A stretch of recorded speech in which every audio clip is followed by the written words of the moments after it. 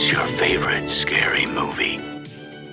Eu já assisti ao filme Until Dawn, novo terror baseado no jogo de sucesso de mesmo nome. E minhas expectativas estavam baixas por conta do filme não ser uma adaptação fiel ao jogo. Mas mesmo assim, eu resolvi assistir com a mente aberta por conta dos atores e principalmente do diretor, que eu gosto bastante. Eu acabei gostando do filme no final, ele expande a mitologia do jogo, trazendo novos elementos que funcionaram bem. Então, se você conseguir separar o filme do jogo, irá se divertir aqui. Só achei que os riscos poderiam ter sido maiores, já que a proposta do filme, a cada nova tentativa, os medos e ameaças seriam maiores. Mas, sinceramente, não senti muito isso aqui não. Mas enfim, galera, se vocês ainda não me conhecem, prazer, meu nome é Breno Bicalho, sejam bem-vindos ao canal de terror Quarta Parede e eu estou fazendo a cobertura completa de Premonição 6 e eu sei que vocês fizeram no verão passado. Olha que tá bombando de notícias aqui nesse canal, galera, tô trabalhando igual um condenado, então já peço para que vocês ajudem aqui o meu trabalho se inscrevendo, dando o like de vocês nos vídeos, que aqui também eu faço críticas de lançamentos de filmes de terror, como Until Dawn. Então aqui vai minha crítica completa do filme com spoilers. Lembrando que aqui também eu vou fazer uma análise do filme e não um comparativo entre ele e o jogo. Beleza, galera? Então é isso, ó. Como eu disse pra vocês, o filme é uma adaptação do jogo de mesmo nome e a premissa é a mesma. Um grupo de jovens deve sobreviver durante a noite a vilões que os matam um a um. Depois o ciclo reinicia e eles precisam lutar para ficarem vivos até o amanhecer e conseguir vencer esse terror noturno.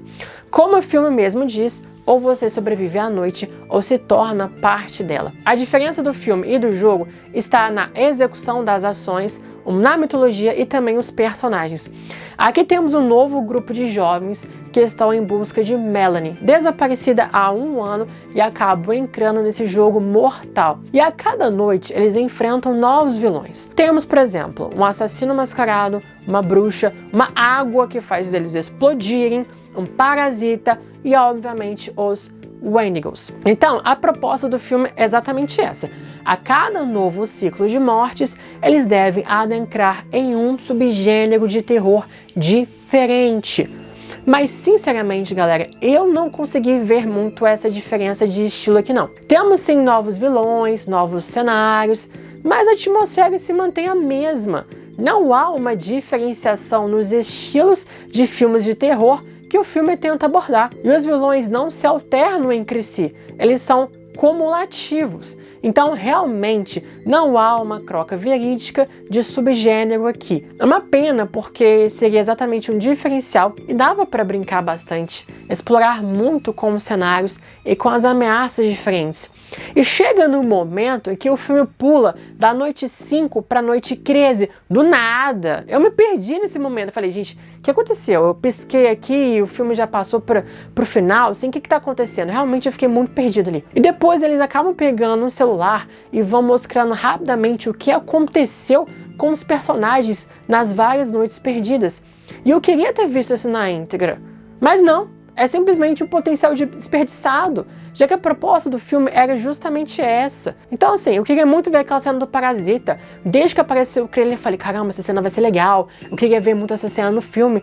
E aí, aparece 2 segundos, é a mesma cena que aparece no trailer, não temos mais nada além disso. Então eu falei, caramba, que, poxa, uma coisa tão interessante que eles podiam ter abordado, simplesmente ficou apagado ali no meio do filme. E assim, pelo menos assim, no aspecto do terror em si, o filme entrega na fotografia e na direção de arte. O centro de visitas e os vários cenários que se abrem cada noite, como o cemitério, a casa da bruxa, o sanatório, a cidade subterrânea. Assim, olha o tanto de lugar bom para explorar, eles deixam a desejar também isso. Mas eu gostei das caracterizações dos vilões, desde o assassino até a bruxa e, obviamente, os Wendigos. Eu amei também o olho da tempestade, que eles entram, do nada a chuva para e o céu parece realmente um olho de furacão, como um aviso de que há algo sobrenatural naquele lugar. Então a atmosfera do filme é ótima, é bem sombrio, é macabro, tem bastante terror.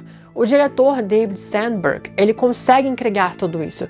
Ele fez Annabelle 2 e quando as luzes se apagam. Então ele sabe brincar com cenários fechados, com a iluminação, com a criação do terror e da tensão. E no filme há muito suspense, e você fica ansioso para descobrir qual será a próxima ameaça, porque é prometido que a cada vez ficaria pior. Então assim, como os personagens vão morrer? E cada ciclo eles ficam mais fracos, vão perdendo as memórias, vão sucumbindo ao medo e ao trauma e se transformando lentamente em um Wendigo. Daqui eu sei que tem uma grande diferenciação em relação à mitologia do jogo. Os personagens também têm um limite de mortes. O tempo está acabando, a ampulheta está contando os seus minutos finais. Isso gera um gatilho de escassez. Então eles não podem ficar passando por isso o tempo todo. Uma hora, ou eles vão sobreviver, ou vão se tornar parte da noite. E claro que também cada um dos personagens vai lidar de uma forma diferente, o que gera conflitos entre eles ali, bem pouco, né? Nisso então nós temos a protagonista, a Clover, que está em busca da sua irmã, a Melanie, e ela é a única família que lhe resta, então ela vai fazer de tudo para encontrar a Melanie e salvá-la. Mas no fim, percebe que não há nada mais a ser feito e ainda precisa lutar contra sua irmã como Wendigo e deixá-la aí. Ela precisa ter um fechamento e aceitar que a sua irmã simplesmente se foi. Mas assim, sinceramente, essa dinâmica entre irmãs não me vendeu muito. Não investimos muito tempo com elas juntas para ser tão impactante assim. Às vezes dá até um pouco de raiva, porque a Melanie abandonou a irmã depois da morte da mãe delas. O plot principal, simplesmente você não investe nele. E ali você não investe nele, você não investe exatamente nos gramas da própria protagonista. Aqui também temos o Max, que é o ex de Clover, e vai fazer de tudo para protegê-la e tentar conquistá-la de volta. E é isso que ele faz. E a Megan, né, que é a minha fave, que eu gostei bastante dela, que ela é muito carismática, ela é uma espécie de sensitiva e tenta se manter firme em sua fé para não sucumbir ao mal, porque ela é muito sensível às energias daquele lugar. A Nina também, que pula de um relacionamento para outro e a única constante na sua vida são os seus amigos. E ela vai fazer de tudo então para poder salvá-los. Então a Nina é uma espécie de cola ali que mantém um grupo unido. E por fim nós temos o Abe, que é o novo namorado de Nina, que chegou de paraquedas no grupo e pensa mais em si do que realmente nos outros. Mas o filme, galera, ele peca por focar demais na Clover. E todas as subtramas dos outros personagens ficam atrelados com a trama da protagonista. É como se eles não tivessem exatamente um arco próprio bem desenvolvido. Tudo ali gira em torno da Clover. Mas pelo menos os personagens, eles têm personalidade, não são estereotipados e são também extremamente bem carismáticos. Por mais que eles não tenham arcos próprios ou não tenham tanto desenvolvimento assim, eles são muito carismáticos e você acaba se importando com eles, acaba torcendo por eles sobreviverem no final. E claro, né, que também as atuações dos atores ajudam bastante para fazer com que a gente se importe com esses personagens. E nessa dinâmica de grupo, em certos momentos, eles precisam tirar a vida um do outro para o ciclo reiniciar e tentar ir de novo para todos serem salvos. Pelo menos um deles precisa morrer. Quem? Será que o grupo se voltaria contra si? Será que alguém se sacrificaria pelo grupo?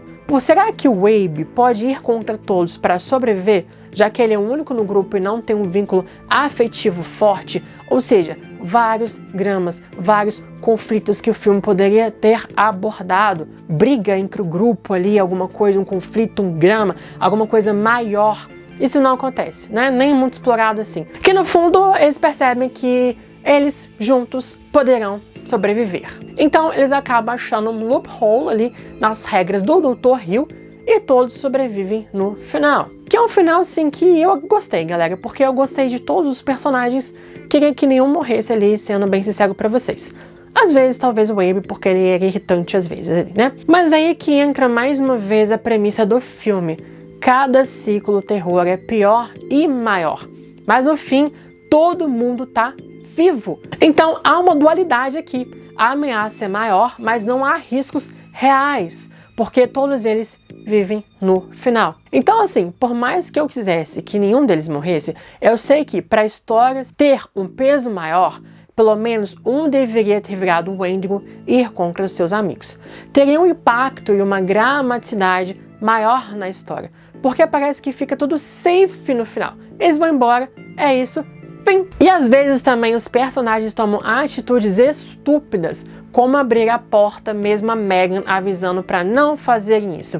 Beberem água da pia mesmo sabendo que a nova ameaça pode vir de qualquer lugar.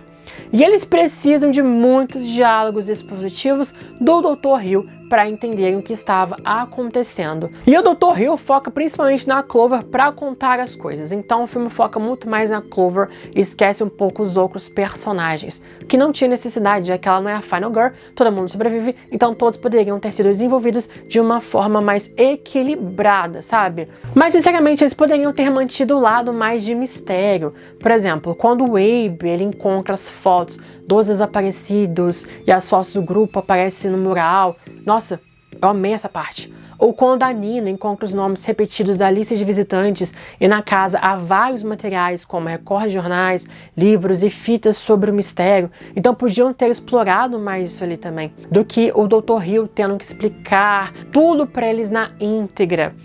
E sinceramente também, a explicação no final fica muito confusa de como o Dr. Hill conseguiu fazer todo esse looping sobrenatural.